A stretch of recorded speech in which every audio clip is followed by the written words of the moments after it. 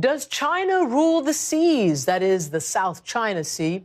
Many countries are asking whether anything can stop China as the Asian giant flexes its muscle in territorial disputes with its smaller neighbours, from Japan to the Philippines to Vietnam. The latest incident is with Vietnam over a Chinese oil rig that's placed near the disputed Paracel Islands. This week, a Chinese boat rammed and sank a Vietnamese fishing boat near the oil rig. And in Vietnam, violent riots against the Chinese have forced Beijing to evacuate thousands of its workers. So is Asia on a short fuse to war? Joining me now from Washington is Vietnam's ambassador to the United States, Win Cook Cuan. Mr. Ambassador, welcome to the program and thank you for joining me. Thank you for inviting me to the program. Can I ask you first, recently you all said, China and Vietnam, that your relations were onto a much better foot, that things were going much better between you. What has happened and can it be rebuilt, this relationship?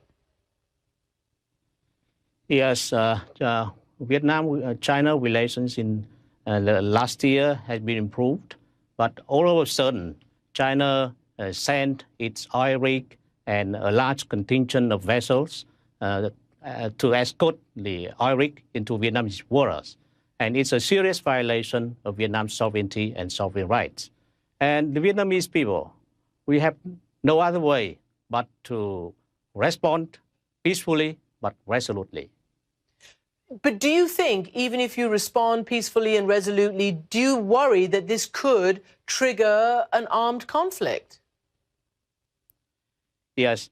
You see that by first talk about the Chinese action, the unilateral action of China by sending its oil rig and vessels into Vietnamese waters is a violation not only of Vietnamese sovereignty and sovereign rights, it's also a violation of international law, especially the UNCLOS 1982, and a violation of the commitments that the Chinese leaders themselves made with the ASEAN leaders when they signed together with ASEAN leaders in 2002 the declaration on the conduct of the parties in the South China Sea, which is called the East Sea. All right. So, yes. Okay, well, let me just play you something, because I spoke to China's ambassador to the United States, Ambassador Sui Tiankai. I spoke to him last week about this whole issue, and he said this about the oil rig and the islands that you claim, that disputed territory there.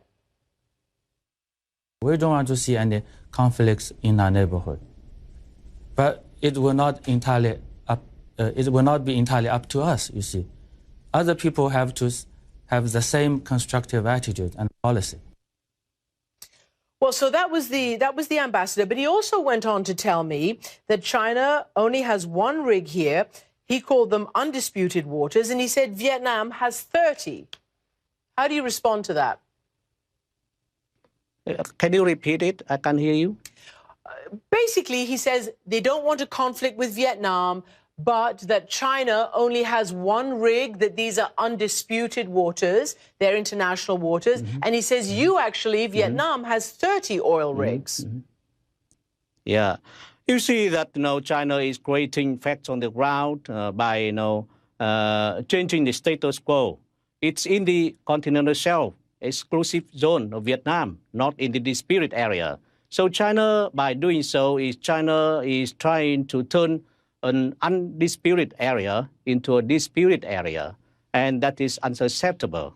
And talking about Vietnam's oil and gas exploration and exploitation activities, we've been doing it for decades, but it's in the continental shelf, in the exclusive economic zone of Vietnam, not in the disputed area, waters. Mm-hmm. So, and foreign companies, so many foreign companies are cooperating, doing business with Vietnam in the oil and gas exploration. Do you believe that they would do it if they think it's in the disputed area? I don't think so. All right, but, Mr. And in 2012, China also offered some bidding, international bidding for some oil blocks in the continental shelf of Vietnam, and no foreign country accepted their bidding, their offer. I see. Well, let me ask you this then. React to what the Chinese foreign minister said back in 2010. He was speaking to his counterpart in Singapore. He said that China is a big country and other countries are small countries, and that is just a fact. That is China's then foreign minister. How do you react to that? And isn't that just a fact? They're so big and you're so relatively small. Yeah, it's an unjustifiable argument. In foreign relations, every country, no matter big or small, are equal on the equal footing.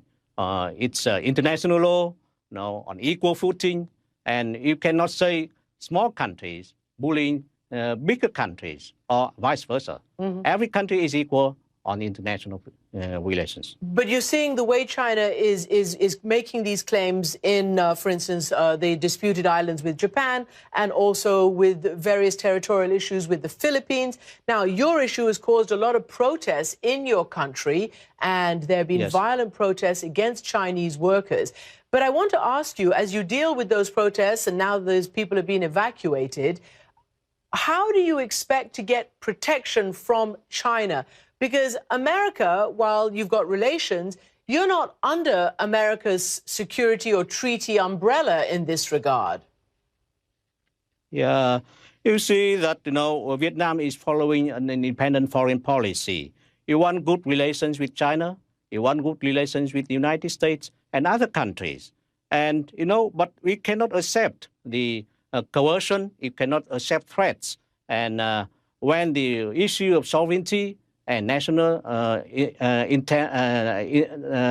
integrity is concerned, the Vietnamese people are very determined to defend our sovereignty rights. And no country should underestimate the Vietnamese people's determination to defend our sovereignty and sovereignty rights. For the Vietnamese, 100% Vietnamese, no matter where they live, in Vietnam, in the United States, or in other countries, we all believe that for Vietnamese, nothing is more precious than independence and freedom. Well, we'll continue to watch. Ambassador Win Kuk Kuyan, thank you very much indeed for joining me from Washington. Thank you.